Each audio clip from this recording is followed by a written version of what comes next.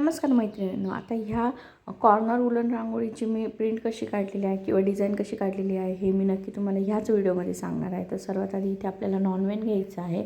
तुम्ही बघू शकता एक साईडचा कोपरा घेतलेला आहे मी आणि इंच टेपवरती मी 9-9 इंचाचा एक सर्कल आखून घेतलेला आहे. आता जर तुम्हाला इंच टेप समजत नसेल किंवा नसेल तुमच्याकडे तर तुम्ही आपलं ताट असतं ना, ताटाच्या साहाय्याने सुद्धा तसंच करू शकतात. इथे वरतीसुद्धा मी तेवढंच 9-9 इंच माप घेतलेलं आहे. आता अशा प्रकारे आपल्याला पूर्ण व्यवस्थित ड्रॉ करून घ्यायचं आहे.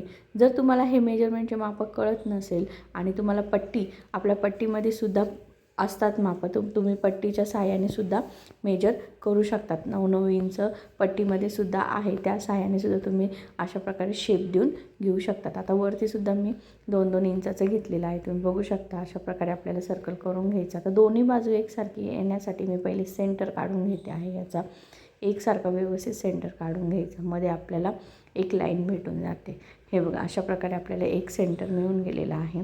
आता मी तो व्यवस्थित ड्रॉ करून घेते म्हणजे मला लक्षात येईल. आता मला वरती लोटस काढायचं आहे, तर तुम्हाला वरती किती मोठी पाकळी घ्यायची आहे त्याच्यावर तुम्ही घेऊ शकता. आता मी 9 ते 10 इंचावरती टिकमार्क करून घेतलेली आहे आणि हे बघू शकता तुम्ही हाताच्या सहाय्याने व्यवस्थित मी त्याला आकार दिलेला आहे. आता साईडची कळीसुद्धा मी त्याचप्रमाणे काढून घेते.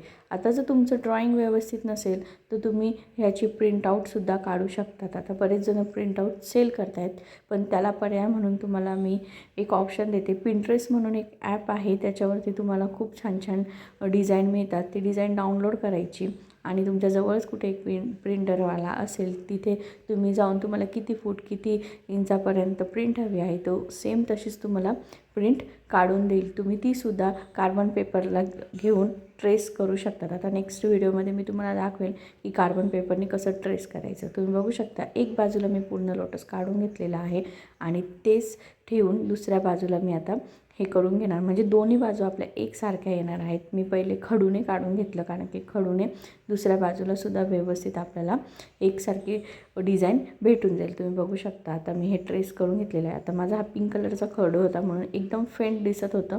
मी त्याच्यानंतरून व्हाईट कलरच्या खडूने व्यवस्थित मार्क करून घेतलं आणि अशा प्रकारे दोन्हीही बाजू एकसारख्या करून घेतलेल्या आहे. तुम्ही बघू शकता इथे फेंट आलेला आहे.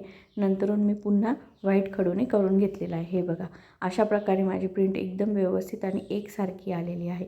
तुमचं जर ड्रॉईंग व्यवस्थित नसेल तर तुम्हाला पर्याय तोच आहे की तुम्ही प्रिंट काढून आणा आणि कार्बन पेपरने त्याच्यावरती ट्रेस करून घ्या. म्हणजे तुम्हालासुद्धा डिझाईनचा प्रॉब्लेम होणार नाही आणि ज्यांचं ड्रॉईंग व्यवस्थित असेल त्यांना कोणत्याही प्रकारचा प्रॉब्लेम येत नाही.